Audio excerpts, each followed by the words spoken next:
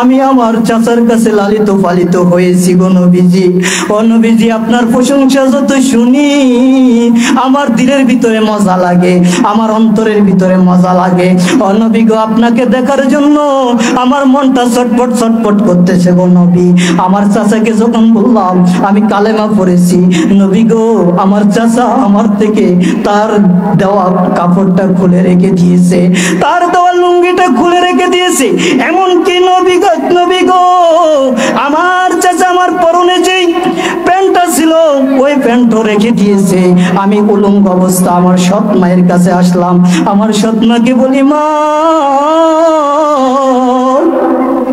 আজকে যদি আমার মা থাকতো, আজকে যদি আমার বাবা থাকতো, মা গো আমার এই অবস্থা দেখতে পারতো না। সতলো আমাকে কমপক্ষে হলো আমার গায়ের থেকে লুঙ্গি, আমার পরন থেকে লুঙ্গি, আমার গা থেকে জামা খুলে রাখতো না।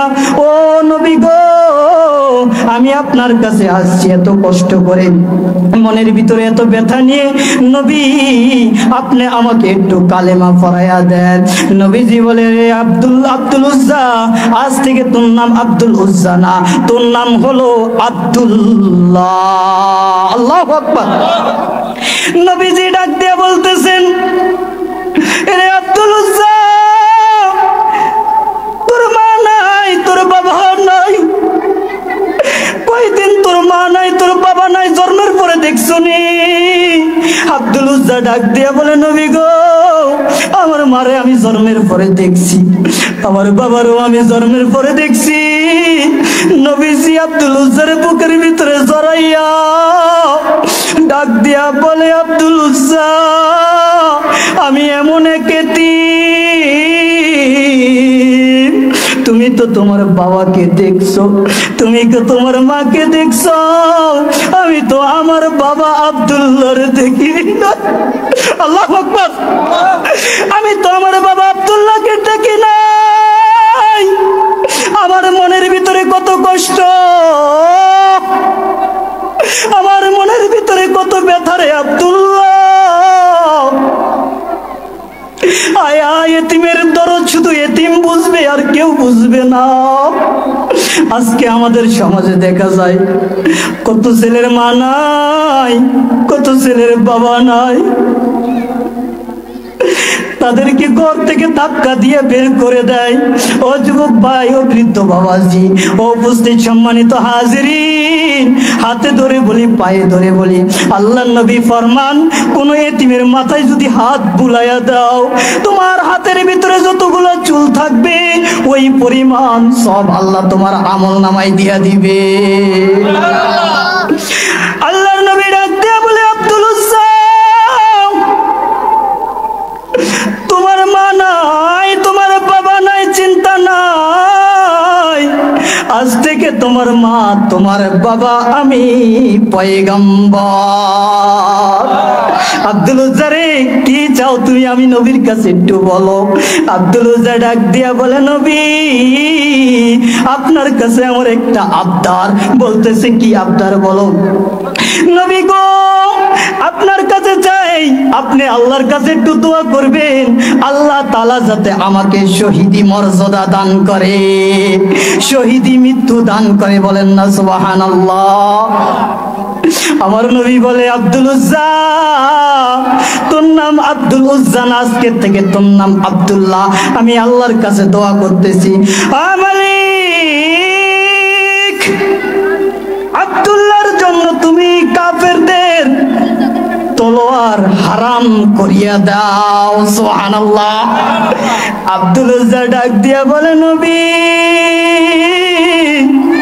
আপনাকে দোয়া করতে বললাম যাতে আমি কাফেরদের তলোয়ার আঘাতে শহীদি মর্যাদা লাভ করতে পারি। ওগো নবীজি আপনি তো আমার জন্য বিপরীত দোয়া করলেন। আল্লাহর নবী ডাক দিয়া বলে, আব্দুল উজ্জা ও আব্দুল্লাহ, এত কষ্ট করিয়া মা বাবা ছেড়ে আমি নবীর দরবারে আসলা, তুমি যদি স্বাভাবিক জ্বর অসুস্থ হয়েও মরণ হয়, তারপরও আমার আল্লাহ তোমাকে শহীদি মর্যাদা দিবে। কি করবেন? বলেন শহীদি মর্যাদা দান করবেন।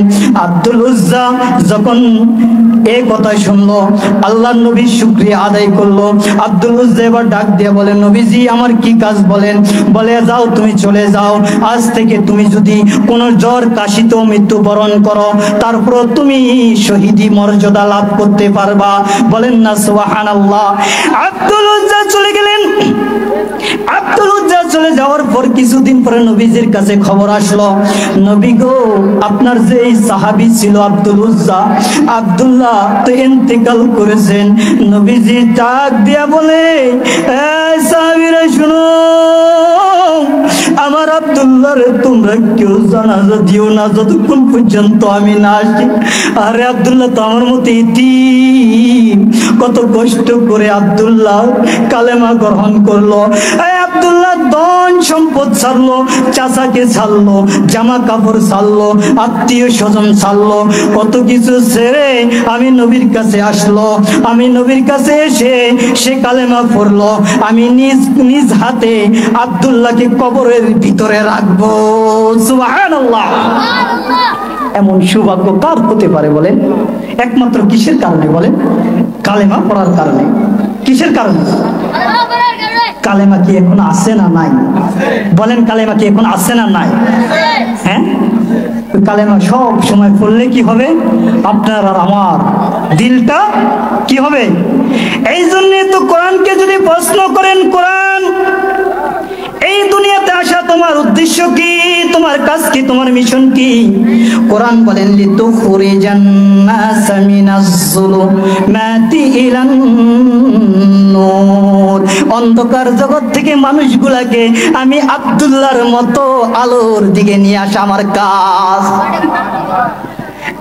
তারপরে যদি কোরআনকে জিজ্ঞাসা করেন, কোরআন বুঝলাম অন্ধকার জগৎ থেকে নিয়ে আসলে মানুষের ফায়দা কি হবে? এবার কোরআন বলেন, ফামান তাবিয়া হুদায়া ফালা খাউফুন আলাইহিম ওয়ালা হুম ইয়াহজানুন। আল্লাহু আকবার। তাদের কোনো চিন্তা থাকবে না, তাদের কোনো ভয় থাকবে না, তাদের কোনো পেরেশানি থাকবে না। সব কিছুর মালিক একজন হয়ে যাবেন, তিনি কে? আরো জোরে আওয়াজ দিয়া বলেন, তিনি কে? সে আল্লাহ আছে না নাই? আরেকবার আল্লাহকে আল্লাহ বলে ডাক দেন, আল্লাহ। আরো জোরে ডাক দিয়া বলেন, আল্লাহ। আরো জোরে ডাক দেন, আল্লাহ। আব্দুল্লাহর জানাজার নামাজের জন্য আল্লাহর নবী চলে গেছেন। আব্দুল্লাহর কবরের ভিতরে যখন আল্লাহর নবী সাল্লাল্লাহু আলাইহি সাল্লাম আব্দুল্লাহকে রাখতেছেন, আল্লাহর নবী রাখতেছেন, আর টপ টপ টপ টপ করে পানি পড়তেছে চোখ দিয়া। সাহাবীরা প্রশ্ন করলেন, ইয়া রাসূলুল্লাহ, ইয়া হাবিবাল্লাহ, আব্দুল্লাহর জানাজার নামাজ পড়াইলেন দেখলাম, কিন্তু আপনি কেন কাঁদতেছেন? বলতেছে, আমার আব্দুল্লাহকে রাখতেছি আর আমার কলিজার ভিতরে আঘাত লাগতেছে। আহারে, না জানি আমার আব্দুল্লাহর সঙ্গে কি ব্যবহার হয়, আব্দুল্লাহর সঙ্গে কি আচরণ হয়। আমি আল্লাহর কাছে দোয়া করতেছি, তোমরা জানোনি কেন কান্না করতেছি।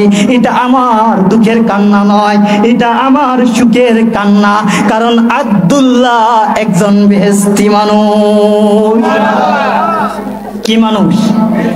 একজন ঘোষণাকার। ঘোষণাকার বলেন, মাধ্যম কে? নবী কে? মাধ্যম কে? ওই নবীকে ভালোবাসার দরকার আছে না নাই?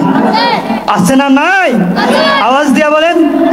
হাজারো ব্যথা বেদনার পরে ফিরে আসুনি তুমি আপন ঘরে, দিনের আলো ছড়িয়ে দিতে চলে গেছো মদিনায় মক্কা ছেড়ে।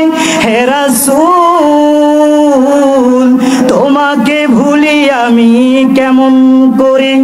হে রাসূল,